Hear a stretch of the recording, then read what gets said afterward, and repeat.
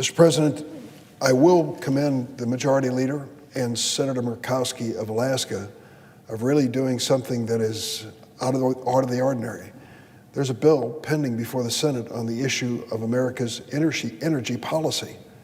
You see, last year on the floor of the United States Senate, this deliberative body that has been honored throughout history for the great debates that have taken place here, last year during the entire calendar year, the Senate considered only 22 amendments in the entire year.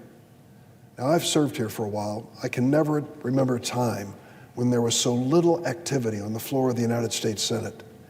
Well, I want to commend Senator Murkowski. She has really started us off this year, I hope, with an indication that things might change.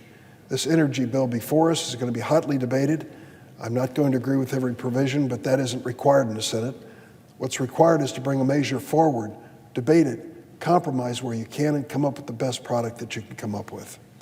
Congress has not passed major energy legislation since the year 2009. Over 10 years have passed. Has the energy picture in America changed in 10 years? Of course.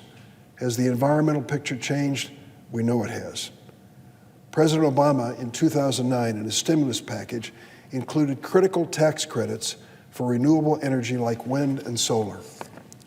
This week's debate marks an opportunity to tackle a decade-long legislative slump on these issues. The American Energy Innovation Act seeks to modernize our electrical grid, support research into advanced energy technology, and improve energy efficiency in buildings across America. Through significant bipartisan effort, my colleagues have constructed a package that starts to address one of America's most pressing issues, energy for our future. Although the bill contains provisions that support innovation and research at the Department of Energy, I have to say I think we can do more. We need more robust support for basic science research, the kind of research that costs too much and takes too long for private companies to undertake on their own. Time and again, whether it's new medicine, new medical devices, or new energy policy, the federal government has shown the real leadership in basic research. We're at risk of no longer leading the world in cutting-edge research because we are not adequately, our generation is not adequately funding basic science. We are living off the achievements of previous generations. We're not leaving the world of our children and grandchildren better for the research we're doing today, at least not as much as we should. That's why I put forth an amendment to this bill to increase funding for the Department of Energy's Office of Science by 5% real growth, that's 5% over inflation, each year for the next 5 years. This amendment will provide more than $43 billion over 5 years for basic research in energy technology and close a funding gap that has stopped some of the DOE's most important projects. Think for a moment about electric vehicles. Commonly now, their range of mileage is 200 to 300 miles. What if we doubled or tripled that number? Would it change the attitude of the public about using electric vehicles and reducing pollution? I think there's no doubt that it would. This investment will pay off, this investment in research. It will strengthen the energy bill and help move us into the 21st century in a leadership position where the United States should be. And while my amendment addresses one priority to enhance the American Energy Innovation Act, a larger question remains. It is fundamental and basic. How does this bill on energy address the existential threat of climate change? We should ask that about every bill that comes across the floor, certainly on a bill talking about the future of energy. My colleagues have worked to improve energy efficiency and fund innovation. I support both of those efforts. But this bill does not honestly and aggressively deal with climate change. Unfortunately, facing the global threat of warming will require more than just faith in technology. Climate change impacts every sector of American life. It is well past time that we deal with solutions that can promise our kids and grandkids a habitable planet. According to the climatologist in my state of Illinois, as a result of climate change, Illinois faces higher temperatures and more frequent, intense rainfall than at any other time in our state's history. That's over 200 years. Our farmers have seen it. Last year, increased precipitation between April and June literally crippled our farmers when it came to planting and left them many times with fields that were not productive. We've seen it in the city of Chicago. In January, there were waves as high as 20 feet pummeling the Lake Michigan shoreline of Chicago and flooding our coastal communities.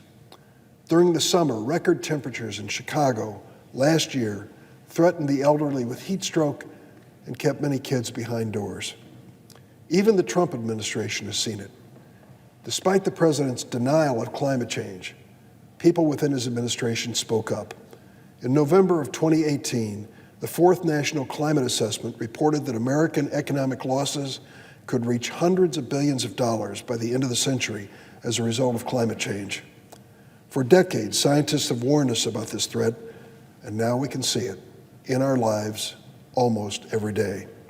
As the Senate considers energy legislation, we do the American people a great disservice by failing to seriously address climate change. That's why I've been working on an approach that I think has some promise. Let's look back in history to the 1930s. The United States faced a different existential crisis called the Great Depression. At that time, Franklin Delano Roosevelt established the Reconstruction Finance Corporation. Now, this was an agency that issued low-interest loans and harnessed investment across the economy. The RFC, as it was known, became a critical lifeline for the United States economy, and its catch-all approach to investment spurred us into a recovery. Though climate change represents a different set of challenges than the Great Depression, the RFC model shows us an example of a broad strategy needed to combat existential threats to our nation. We need to take immediate action to decrease greenhouse gas emissions and limit human-induced global warming. According to the EPA, in 2018, the United States emitted more than 5.2 billion tons of carbon dioxide, a 3.2% increase over the previous year. We're moving in the wrong direction. Clearly, this administration's strategy of removing the United States from the Paris Climate Accord and skirting around climate change is one that is not helping us address this issue successfully and effectively. Tackling this issue requires an immediate reduction in carbon emissions, massive investments in resilience and clean energy technology, and a willingness to take this threat seriously. Climate change makes the normal disasters in America that much worse. It increases their frequency and their intensity, and it's devastating to the most vulnerable people and businesses in America. I support efforts like the bill before us, the American Energy Innovation Act, that takes small steps toward addressing climate change. But this problem calls for a much larger commitment, not just by the Senate and the House and by the President, but certainly by the American people. We have it within our power, if we have the will, to deal with this challenge. Research, technology, and a willingness to make a sacrifice for future generations is all that it takes. We can put that package together on a bipartisan basis. Mr. President, I yield the floor.